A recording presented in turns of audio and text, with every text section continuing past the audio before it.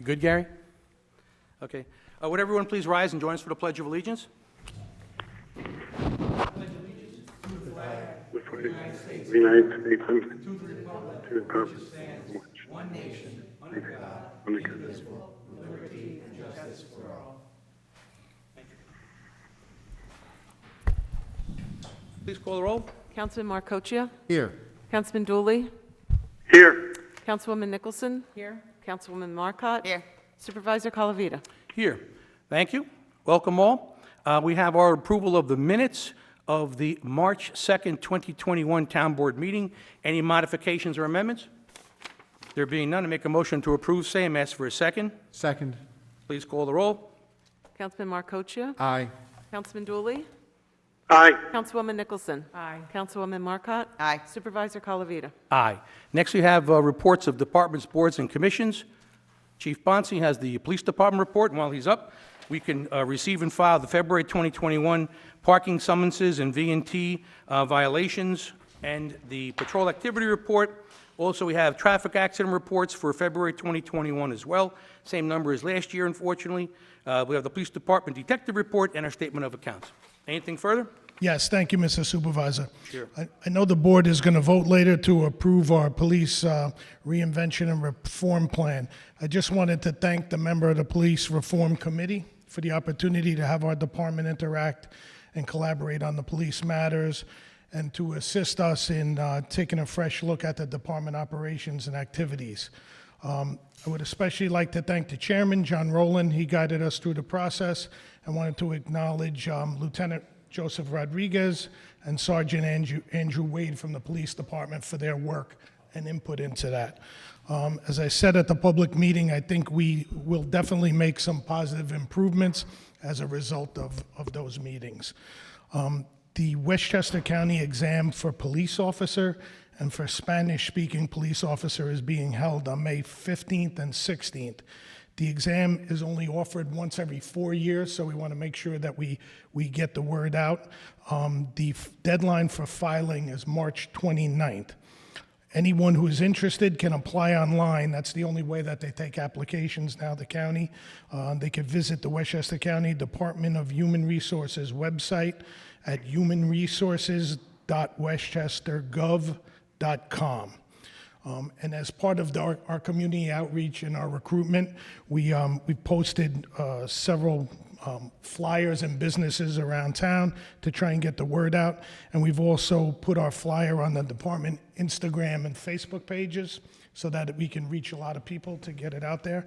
And additionally, the department has partnered with the town in offering town residents a free preparation course given by Police Tutorial Service. Town residents can register for that free course by calling Lieutenant Justin Bernstein at 771-3375. So that's a class, we normally would partner up with Tuckahoe and offer a class such as the community center, but the company that runs it now does it virtually, which is more palatable to the younger generation anyway, and they'll be able to view that class live, and then they can play it back right up until the day of the test. So, and they will also be emailed like written material so that they can go along with it. So it's a really good value, and it's for town residents only that we sponsor.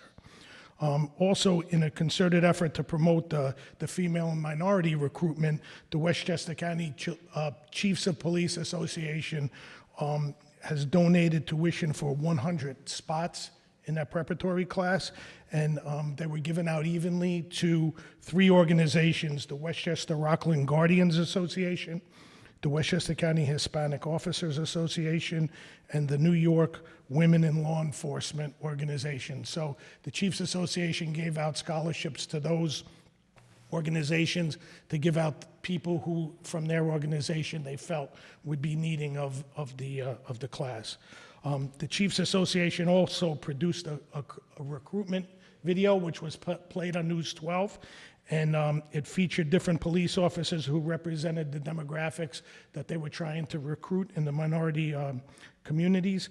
And as a result of our social media post, the chief from Ossining was the producer of that video, and one of our officers, Jafer Chacon, he had received, from our flyer being posted on our social media, he had received a lot of responses that were in Spanish, so they felt that he was a good one to promote that in the community. So he was selected to be one of the participants in the video, so it worked out really well. He did a really good job, and it helped to get the message out countywide. So he was very happy to do that, and he really had a good time participating in that.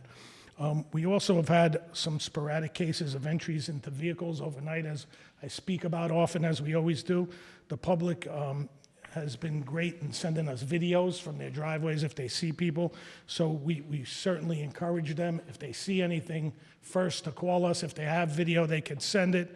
But to make sure, as always, we tell them to remove the keys and key fobs from the cars, not to leave valuables in the cars. As again, like I've said, I know I'm being redundant, it seems to be a group that will go to 20, 30 spots in one night. In one, they'll take a car. If the keys are in it, they'll steal a car, go to the next couple of neighborhoods away, leave the car there, take another car, that type of thing. And, I know I've spoken about it before. Some of that does have to do with these groups. They're young kids.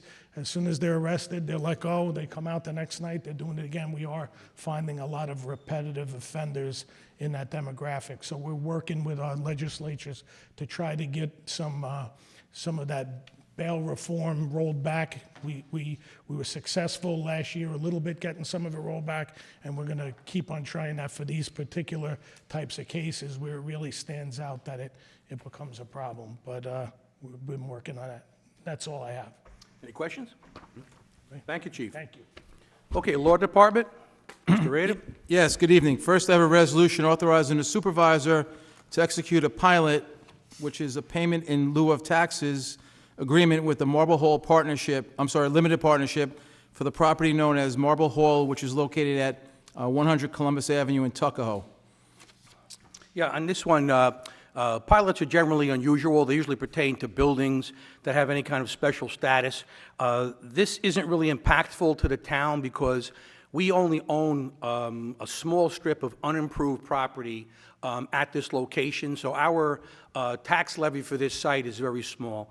The Village of Tuckahoe and the school districts have both approved this and support it, and we think we're the last ones in the food chain to approve same. So with that being said, I'll make a motion to approve the pilot and also ask for a second, please. Second. Thank you. Please call the roll. Councilman Marcoccia? Aye. Councilman Dooley? Aye. Councilwoman Nicholson? Aye. Councilwoman Marcotte? Aye. Supervisor Colavita? Aye. Okay, next I have an introduction of a proposed local law providing for the amendment to Local Law Number 3, the year 2000, known as the Vehicle and Traffic Code of the Town of Eastchester, Article 2, Traffic Regulations, Section 2-9, Stop Intersections, and to set a date for a public hearing, which I think the next town board meeting would be April 13th. Yeah, on this one, I want to thank TPAC, the Traffic and Parking Advisory Committee, and the residents of Chester Heights that put this together. Apparently, there's been a lot of people just kind of cruising through the stop signs, and, it's a very heavily trafficked area, but also there are two parks there. There's the Chester Heights Playground and Little League Field, and there's also that big open square. So what they are recommending, what we are asked to have a public hearing on, is the installation of a stop sign on Parkway Plaza northbound at Charles Place, another stop sign on Oregon Ave northbound on Charles Place, and a stop sign on Charles Place eastbound at Parkway Plaza. So those are the three locations in that neighborhood where they're asking the town to put up stop signs. So we'll have the public hearing on the 13th, and we'll hear from everybody at that time. So with that being said, someone needs to make a motion to put this on for a public hearing. So moved. Second. Please call the roll. Councilman Marcoccia? Aye. Councilman Dooley? Aye. Councilwoman Nicholson? Aye. Councilwoman Marcotte? Aye. Supervisor Colavita? Aye. Okay, next I have a resolution authorizing the settlement of a certiorari proceeding instituted by David A. Barr and Lisa A. Barr, affecting the premises known as Section 27, Block 3, Lot 11, vacant land, Governor's Road in Bronxville. The assessment year on this property is 2019, tax year 2020, and the total town tax refund on this one is $68.24. So moved. Second. Please call the roll. Councilman Marcoccia? Aye. Councilman Dooley? Aye. Councilwoman Nicholson? Aye. Councilwoman Marcotte? Aye. Supervisor Colavita? Aye. Okay, next I have a resolution authorizing the settlement of a certiorari proceeding instituted by Meadow Court Condominium affecting the premises known as Section 3, Block 1, Lot 19.1A through 20.0011, address being 132 Pondfield Road in Bronxville, and the assessment years on this property are 2015 through 2019, tax years 2016 through 2020, and the total town tax refund on this property is $1,612.22. So moved. Second. Please call the roll. Councilman Marcoccia? Aye. Councilman Dooley? Aye. Councilwoman Marcotte? Sorry. Councilwoman Nicholson? Aye. Supervisor Colavita? I'm Aye. just making sure everyone's paying attention. That's it. Okay, next I have a resolution authorizing the settlement of a certiorari proceeding instituted by Hillcrest Owners, Inc., affecting the premises known as Section 20, Block 1, Lot 5, lots 11 through 15, and lots 17 through 19. Address being 11 through 15 and 17 through 19 Beechtree Lane, Bronxville, and the assessment years in this property, 2016 through 2020, tax years 2017 through 2021, and the total town tax refund on this property is $934.86. So moved. Second. Okay, thank you. Please call the roll. Councilman Marcoccia? Aye. Councilman Dooley? Aye. Councilwoman Nicholson? Aye. Councilwoman Marcotte? Aye. Supervisor Colavita? Aye. Okay, and last, I have a resolution authorizing Robert Ponzini Esquire to conduct a disciplinary hearing and prepare findings and recommendations to the town board regarding the disciplinary charges preferred against employee number 2871, and be it further resolved that the hearing officer, Ponzini, shall be compensated at the rate of $250 per hour. So moved. Second. Please call the roll. Councilman Marcoccia? Aye. Councilman Dooley? Aye. Councilwoman Nicholson? Aye. Councilwoman Marcotte? Aye. Supervisor Colavita? Aye. Next, we have... Yes, we don't have a first opportunity. When the COVID rules, we've been doing it the second. So you have an opportunity in about 5 minutes. I was just asking. No problem, sure. Mr. Latello? We have a Highway Department report?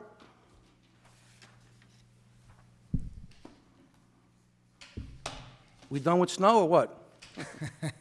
We're hoping it's ended. Supervisor Colavita, members of the town board, I'd like to report. Our crews worked diligently to provide safe roads throughout the month of February as we accumulated over 35 inches of snow and ice. Cleanup after the snowstorms included all the business areas, all the parking areas to assist in safer travel for all the residents shopping in town. Due to melting and freezing of water that breaks apart our roadways, our crews were dispatched to perform pothole repairs throughout the town. Our annual tree planting program will begin this spring. We ask residents interested in new tree plantings on the town right-of-ways to please forward an email to the Highway Department at highway@eastchester.org. I commend and thank all the department for doing a great job in keeping our roads safe and accessible for all this winter. I would like to also wish all a happy St. Patrick's Day. That's all I have I have nothing further to report. Okay, thank you. Thank you for your year in review also. It's very comprehensive. You guys did a lot of work there. 2 pages worth. Thank you. Thank you. Okay, correspondence, we have a memo from the controller and four part-time and seasonal employees, and we have the gear up for Lake Isle. So we have about a dozen employees for Lake Isle and just a couple for Highway 2 temporarily. So I'll make a motion and ask for a second, please. Second.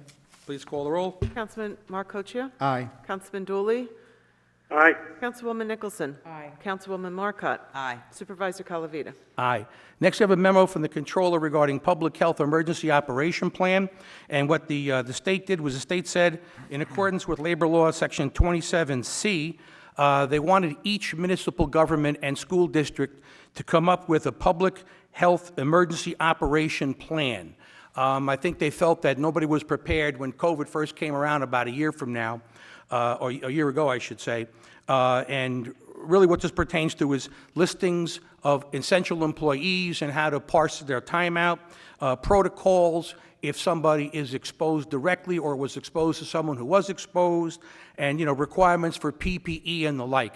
I want to thank the controller for handling this. She did an excellent job. This is, there's a lot here. There's a lot involved with this. As you can imagine, all the issues that came up during COVID with regard to municipal governments, employees, and all the stuff that happened, she did a really good job nailing this all down. And, hopefully, we'll get reimbursed to a certain extent for the expense related to putting this together. But thank you to her, and I'll make the motion to adopt the Public Health Emergency Operation Plan. Ask for a second, please. Second. All right, please call the roll. Councilman Marcoccia. Aye. Councilman Dooley. Aye. Councilwoman Nicholson. Aye. Councilwoman Marcotte. Aye. Supervisor Colavita. Aye. Next, we have the memorandum from the Controller regarding the Uniform Justice Court Act. And each year, we have to do a full audit, and it's done by PKF O'Connor Davies, LLP, of our Justice Court. And the audit report was prepared, it was paid for, and they cited no irregularities, which is good. So everything is in good fiscal shape there. So we need a motion to acknowledge the review of the 2020 financial audit for the town Eastchester Justice Court. So, I'll move it. I'll second it. Please call the roll. Councilman Marcoccia. Aye. Councilman Dooley. Aye. Councilwoman Nicholson. Aye. Councilwoman Marcotte. Aye. Supervisor Colavita. Aye. Next, we have a memorandum from the Controller regarding arbitration determination. Mr. Reda, you wanted to discuss this? Yes, before the board considers this, I do have a resolution I'd like to read into the record, and it is as follows. Resolved that upon careful and thorough considerations, for reasons set forth more fully in the town board's determination after advisory arbitration, the town board hereby rejects the advisory award and recommendations which were dated February 22nd, 2021, and further denies and dismisses the CSEA's grievance dated March 10th, 2020, regarding the appointment of the subject position in the Highway Department, and be it further resolved that the town controller shall transmit a copy of the town board's determination after advisory arbitration to the CSEA. All right, thank you. I'll move that. Ask for a second, please. Second. Please call the roll. Councilman Marcoccia. Aye. Councilman Dooley. Aye. Councilwoman Nicholson. Aye. Councilwoman Marcotte. Aye. Supervisor Colavita. Aye. Next is a memo from the police chief regarding intermunicipal agreement between the town of Eastchester and the Westchester County Department of Public Safety Services regarding the firing range in Valhalla. And this is an agreement that we have the opportunity to use the facility for our officers to train in, and it can accommodate, of course, handguns and some small patrol rifles. And this agreement will be in effect until July 31st, 2025. And the town attorney reviewed it all, and it's all basically repetition of the prior agreement. So I'll make a motion for the town to approve and enter into the agreement with the county for our officers to utilize the firing range. Someone care to second that? I'll second it. Thank you. Please call the roll. Councilman Marcoccia. Aye. Councilman Dooley. Aye. Councilwoman Nicholson. Aye. Councilwoman Marcotte. Aye. Supervisor Colavita. Aye. Next, we have a memorandum from the police chief regarding ratification of the Town of Eastchester Police Reform and Reinvention Collaborative Committee Final Plan. And as the chief did, I would like to thank the members of the committee as well. John Rowland was the chair, Kerry Williams from the District Attorney's Office, Vincent DeMarte of Legal Aid, Reverend Carl Maiello, Reverend Eric Hall, the town controller, police officers D'Agostino, Rodriguez, and Wade, the chief himself, the Eastchester School District Representative Sally Veltiti, the Tuckahoe School District Representative Scott DeBellis, Peggy Conway, Andy Rabin, Josh Gachon, James DeMeo, Dan Galella, Steve Havain, Loretta DeSimone. They did a great job, and we had a public hearing on the 10th, and we heard comment, and it is our obligation to ratify this plan that the committee created and file same with the governor's office before April 1st, which is our intention to do tomorrow after ratification. So with that being said, with many thanks to the committee, in accordance with the Executive Order number 203, I would move that we ratify the PRRCC plan as submitted, and ask for a second, please. Second. right, please call the roll. Councilman Marcoccia? Aye. Councilman Dooley? Aye. Councilwoman Nicholson? Councilwoman Marcotte? Aye. Supervisor Colavita? Aye. Okay, there being no miscellaneous business, we move to council member reports. Councilman Marcoccia? Thank you, Supervisor. Just a couple things. The Tuckahoe Police Department, they had their 2020 award ceremony postponed to 2021 due to COVID-19. Tuckahoe's 2020 Officer of the Year was Stephen McCann. This award acknowledges a police officer's outstanding police work, such as professional dedication and many other noteworthy accomplishments. And that's a patrol officer's outstanding police work, I should say. So we want to congratulate Stephen McCann. Great job, and thank you. And finally, I just wanted to wish everyone a happy St. Patrick's Day, and I hope everyone is at home as well, and hopefully we get through this, the tail end of this COVID quickly. And that concludes my report. Thank you. Councilman Dooley? Thank you, Mr. Supervisor. I'd just like to thank the committee, the chairman, and everybody who participated on the police reform and reinvention collaboration committee plan. And also like to thank the residents who filled out the survey. Great participation there, so thanks to everyone. And I too would like to wish everybody a happy St. Patrick's Day. Thank you, Mr. Supervisor. Thank you. Councilwoman Nicholson? Thank you, Mr. Supervisor. Good evening, everyone. Yes, thank you to the Police Reform Committee for all your time and effort. And on behalf of the Town Park and Recs Department, they have a full, up-to-date camp information on the website. You can go to www.eastchester.org under the Parks and Rec, under Summer Camp 2021. This information on the camps and summer employment will be posted weekly, so please, just look online, and you will see all the updates. And I wish everyone a happy St. Patrick's and a happy St. Joseph's on Friday. And that is all I have. Thank you. Councilwoman Marcotte?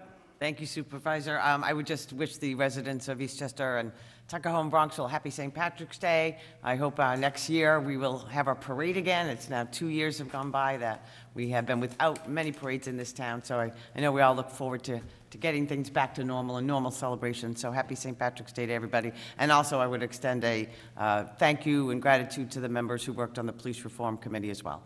That concludes my report, Supervisor.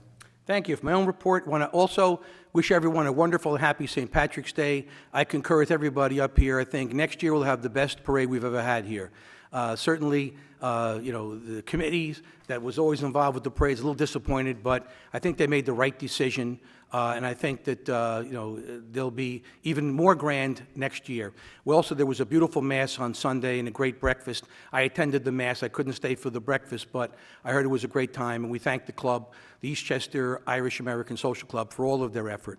So onward to 2022 for the parade. Yes. Anyway, moving forward for myself, there's not really much else to report about. We have a lot of progress on the dam situation. I asked Shelley Mayer and Amy Paulin to do some homework and to find out about the structure of the advancement of this project of ownership and all, and we've been dealing with them on a regular basis for the last probably 6 weeks, and they've done a great job. And so I think we're going to have some good news coming forward regarding the dam and its restoration and repair, coupled with the the flood restoration project for the Hutchinson River. Lastly, a little disappointed, the Lord and Taylor property was at issue. We met with the landlord, we met with a prospective tenant. Unfortunately, they couldn't put it together. I thought it would have been a fantastic use for the town, but the deal fell apart, so to speak. So we'll be dealing with the Lord and Taylor ownership, land ownership, and moving forward with, I guess, the next possible plan that they have coming forward. So we'll keep everybody posted as that advances, because there's been a lot of rumors about what's going on there and what's happening, and what's happening with the building and the parking and all that. So we'll keep everybody posted. And that concludes my report, and that brings us to the second opportunity to address the board. Just give us your name and address, please.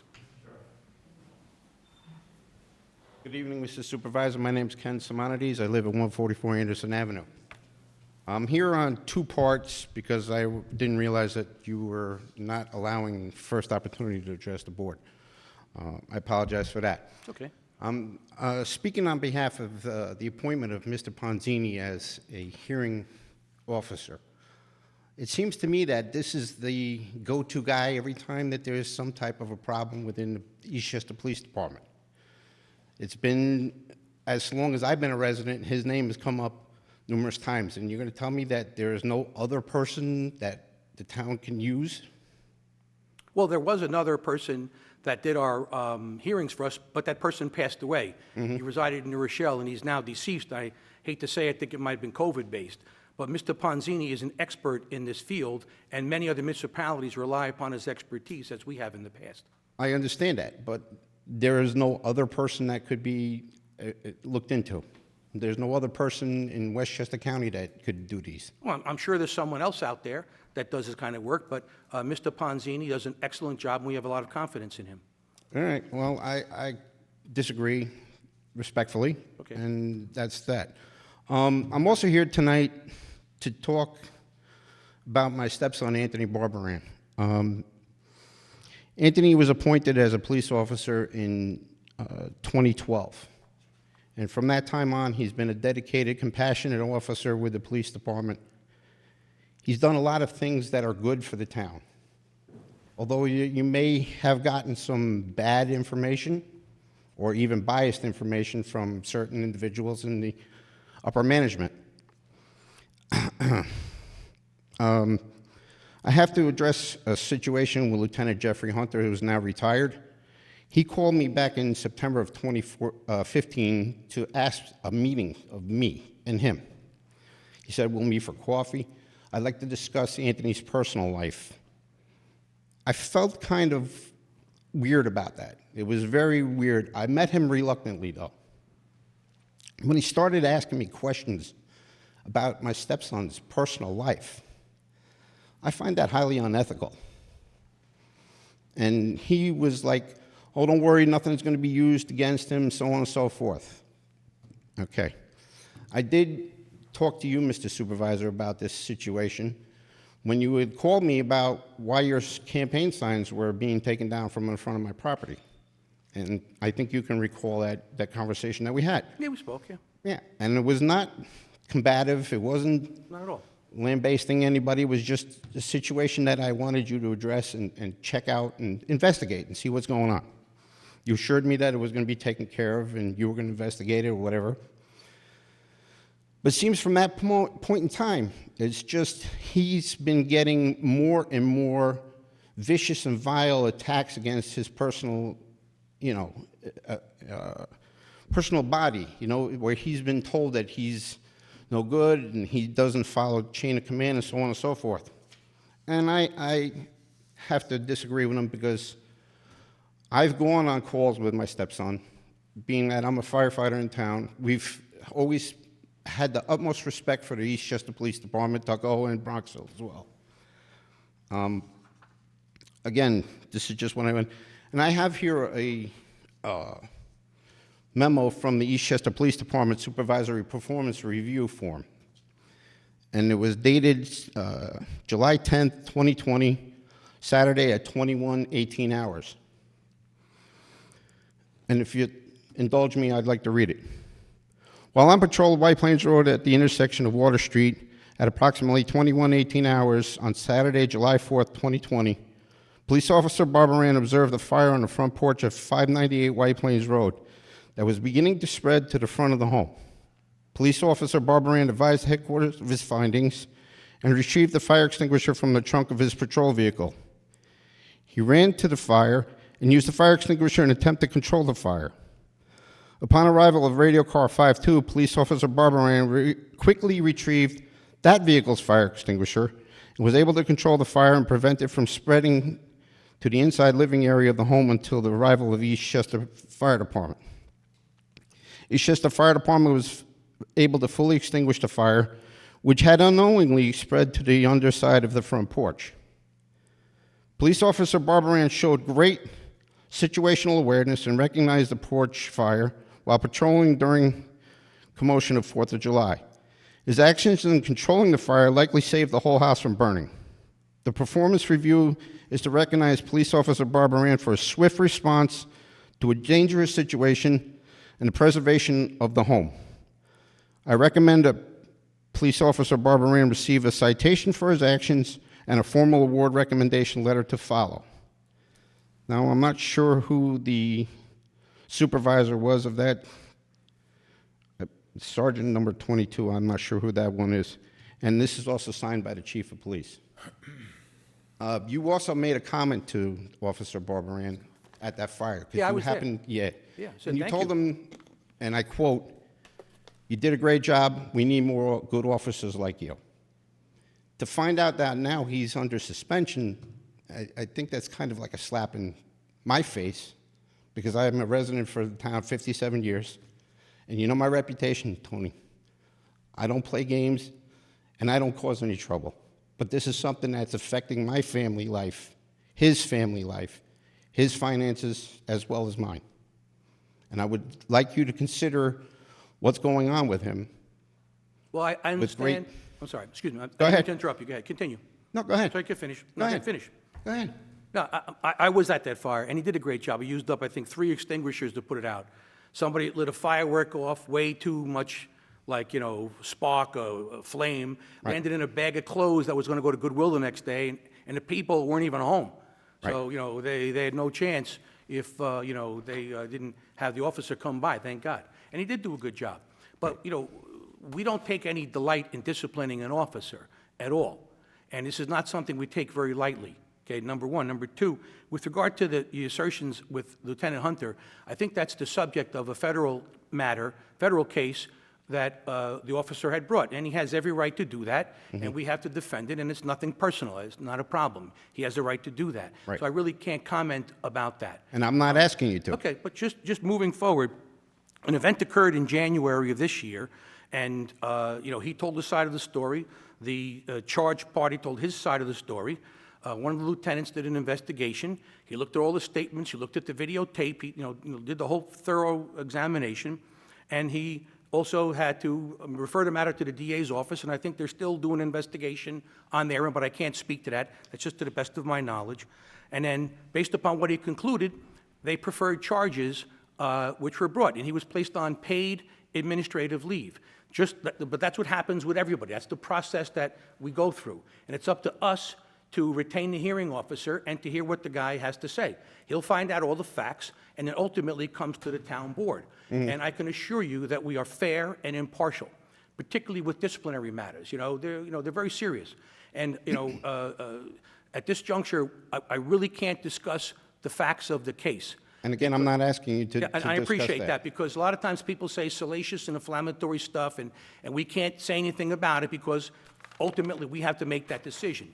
And I appreciate, hope that you appreciate that. But, this is. But here's a Okay, problem. let me just finish one other thing. Go ahead. We have to operate under the Westchester County Police Act. Right. And the Civil Service Law. Right. So, we're kind of limited in what we have to do here. But, but we have to do that. We can't just turn a blind eye. We can't just ignore it. We have to go through this process. And, it may go one way, it may go the other. It all depends on the facts and circumstances. And again, I I'm can assure not- you that's what will happen. I'm not going to comment on the case either because, this is something that's, got to run its course. Yes, sir. But when you say that he has been suspended with pay Or administrative leave, excuse me. or administrative leave or whatever you want to call it, there was another officer that had a firearm that went missing, and he was never placed on an administrative leave. There were He several never officers. he never surrendered his firearms and continued to show up to work every day. There were several officers that had lost control of their firearm. That's right. In only one case was the officer suspended, or penalized, I should say. It wasn't suspended, it was penalized. And then the other case involved the chief, and he was also penalized. But that's a little bit different in that that's an off-duty action with an intervening third party, and it's a technical violation. And unfortunately, when it comes to matters pertaining to conduct with the public, we have to be very careful about how we handle that. okay? Members of the public, motorists, pedestrians, people and all, we have to really watch what we're doing. We take those issues very seriously. Tonight we approved the, plan for the police reinvention, collaboration thing. And, all that all pertains to transparency, disclosure, working with everybody, letting everybody have their say, and that's all part of this. And that's a good thing, because, there should be some light shine on some of the things that happen. Correct. And I can understand it. But again, you have him on administrative leave, and whether it was on duty or off duty, the gun situation is a little bit more serious and should have warranted a little bit more sterner punishment as far as, administrative leave for that as well. Especially because with the chief's instance, he's the chief officer. He's to set examples for the police officers under his authority. And not having control of your firearm, that is a serious, serious problem. Sure. It always is a serious problem, but he was punished far more significantly than a much more serious infraction with the gun issue. Right. That's all I'll say on it. All right. Thank you for very your much time. for your comments. Appreciate Thank it. you. Yes, please. Just give us your name and address, please. Diane Barbaran, 144 Anderson Avenue. I'm here tonight to speak about my son, Officer Barbaran. Excuse me, if you want to, you could pull your mask down, yeah, otherwise they won't hear you. Okay. I'm here tonight to speak about my son, Officer Barbaran. He, like myself, was born and raised in Yonkers, New York. We moved to the town of Eastchester about 14 years ago. He worked for Lake Isle Club for 4 years before becoming a 9.5-year veteran with the Eastchester Police Department. I think what's currently taking place is a disgrace to the department. There's major bias that's presently taking place. As you just heard, my son has been suspended from active duty. I would like to just mention that I find it very odd that my son, a Hispanic officer, has been suspended, but Police Chief Bonci was never suspended during any type of investigation that took place of his missing stolen firearm. The chief is supposed to be the leading example to his officers, but yet, in my opinion, faced no type of embarrassment or harsh punishment as my son is faced with now. Going forward, my son is constantly being harassed and discriminated against by Chief Bonci and his administration. One instance I can speak of is when retired Lieutenant Hunter said that Anthony has a, quote, as ghetto attitude, which doesn't meet his standards of professional, end quote, he's from Yonkers. He can't speak well because he's too, quote, street-like, end quote. Is there a problem with people who come from Yonkers, Mr. Colavita? Of course not. Because it seems like the administration seems to have a problem with that. Also, can you explain to me what street-like means? No, I can't, and it's also part of the federal lawsuit, so I don't care to participate in that. I can't do that. Okay. I'd like to do that, but I can't do that. I hope you appreciate that. Well, I have here a sign-up sheet for Lake Isle, and this was in 2015. Next to my son's name, it says Y.O. Baby, which we all know that means Yonkers Baby. Why did they put that next to my son's name? Nobody else has anything next to their names but my son. To me, that's like discrimination, because he's from Yonkers. I don't know what that is. I'm sorry, I Well, can't. this is one of many things that has gone to my son. But I'd also like to read something that somebody wrote about my son. It says, "To whom it may concern, I want to start this letter by saying that I am the most forgetful person ever, which is exactly how I ended up meeting Officer Barbaran in January, and also why this letter is so late. It was a record cold night when I locked my keys inside my car. I worked at the Greenvale School and was leaving to go home around 7 p.m. when I realized what I did. The school was closed and AAA could not find an auto shop or locksmith anywhere to come and help me out. I was feeling pretty desperate and freezing cold. When I spotted Officer Barbaran's truck, he asked if he could help.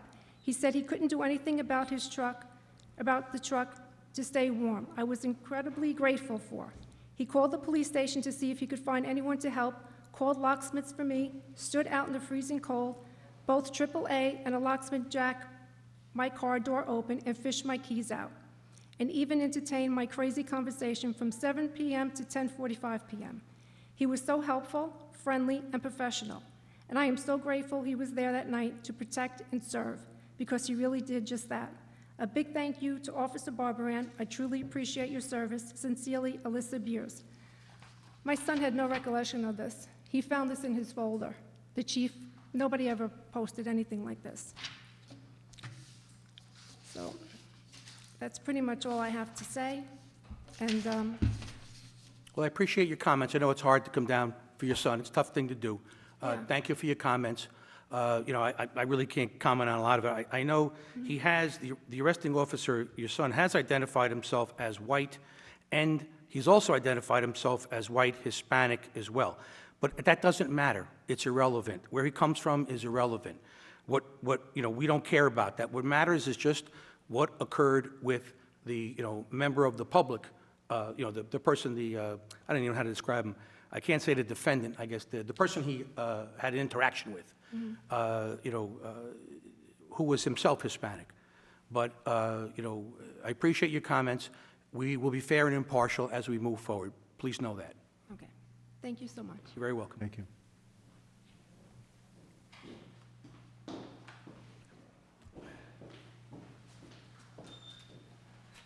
Good evening, Michael Denning, 72 Stebbins. How are you doing this evening?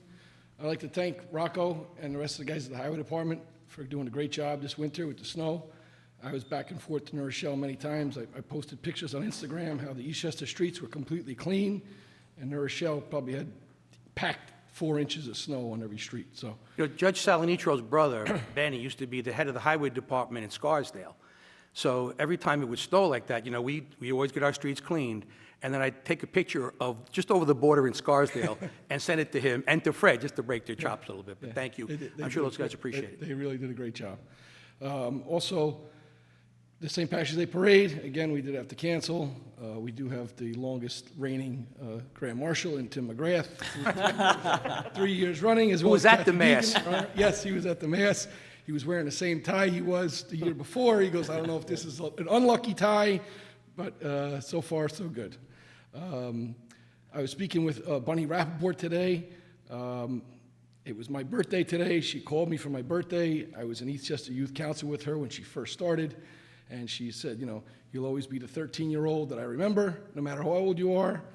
But she informed me that, after 36 years of service here with the town, she was let go.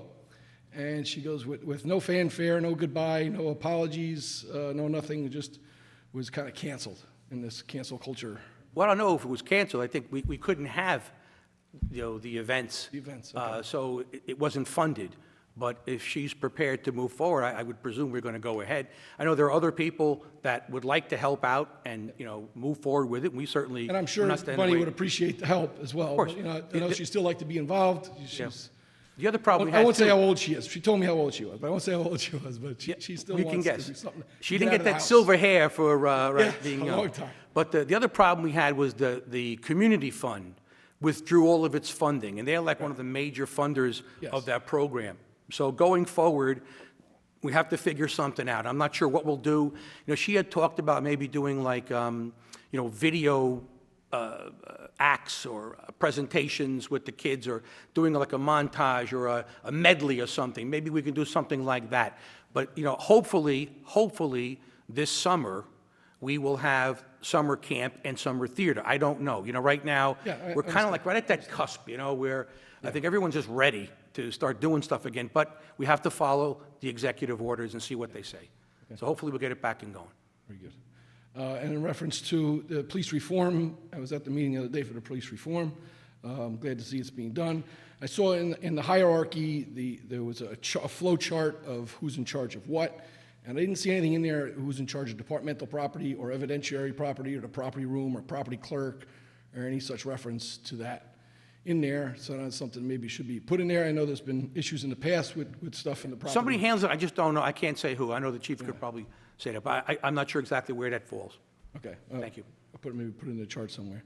And in reference to what's been spoken about earlier, in reference to one of the officers' disciplinary actions coming upon, Again, it's similar to an officer in the past that was also the similar charges against him. You know, when an officer makes arrest, it's brought to the desk sergeant or road sergeant's attention. They review the charges. They may change the charges up or down or adjust them. But it does lie on the boss, although the officer does it, the charges lie on the boss to make the, you know, adjustments to it and approve the paperwork and the filing of it. So, you know, I think if you're going to go one route, you got to go the whole route. And there are multiple issues here that span a significant amount of time on that day. So I'll leave it at that, but you make a valid point, and of course, that's what we'll consider. Okay. Thank you. Very good. All right. Have a good evening. Have a good evening. Thank you.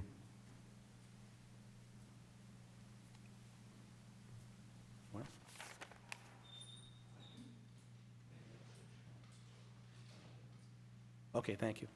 Okay, there being no one else, so we were going to spend a little bit of time on our capital budget, but I think we'll end up doing that probably, hopefully, at the next meeting, once we have pulled it together. So that being said, someone can make a motion to adjourn? So moved. All in favor?